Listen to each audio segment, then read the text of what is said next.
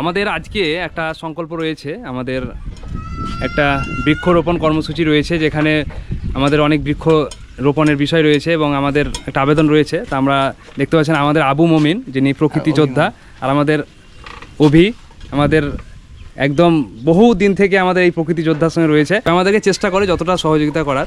তা আমাদের এই যে গাছ, এখানে প্রচুর গাছ রয়েছে। এখানে রয়েছে আপনার কৃষ্ণচূড়া, যেটা খুব রেয়ার, থাইল্যান্ড কৃষ্ণচূড়া, যেটা বেগুনি কালারের কৃষ্ণচূড়া, এবং তার সঙ্গে বকুল রয়েছে, এবং এর সঙ্গে আরও অনেক গাছ রয়েছে। দেখতে পাচ্ছেন আমাদের অনেক বড় সাইজের একটা কৃষ্ণচূড়া, এবং বিশেষ করে আমাদের এই চাচা, যিনার মানে এই ত্যাগ আমরা কোনোদিন ভুলবো না এবং আগামীতেও আমরা মনে রাখবো, এবং এই চাচাকেও আমরা চেষ্টা করবো বৃক্ষরোপণে নিয়ে যাওয়ার, যদি চাচা আমাদের সঙ্গে সময় দিতে পারে। সবুজ বিপ্লব এরকম চাচা যদি আমাদের সহযোগিতা করে, তাহলে আমরা হয়তো এই জায়গাটা সম্পূর্ণ করতে পারবো, পূর্ণতা পাবে।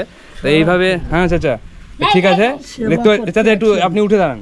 হ্যাঁ, এই চাচা এই গাছগুলো প্রত্যেকটা গাছকে নিজের হাতে তৈরি করেন, এবং ইনার এই কাজ আমরা সত্যি আমার এই চাচাকে স্যালুট জানাই। এবং এই চাচা যাতে আগামীতেও এভাবে যতদিন এই পৃথিবীতে থাকবেন, যাতে এইভাবে তিনি প্রকৃতির জন্য করে যেতে পারেন, এবং বিশেষ করে তিনি বীজ থেকে তিনি গাছগুলো তৈরি করেন, এটা সব থেকে বড় বিষয়। এবং আপনি আমাদেরকে একটু সহযোগিতা করবেন, আমরা যাতে এই প্রকৃতির জন্য কিছু করে যেতে পারি। ঠিক আছে, ঠিক আছে, ধন্যবাদ। হ্যাঁ ঠিক আছে, ঠিক আছে।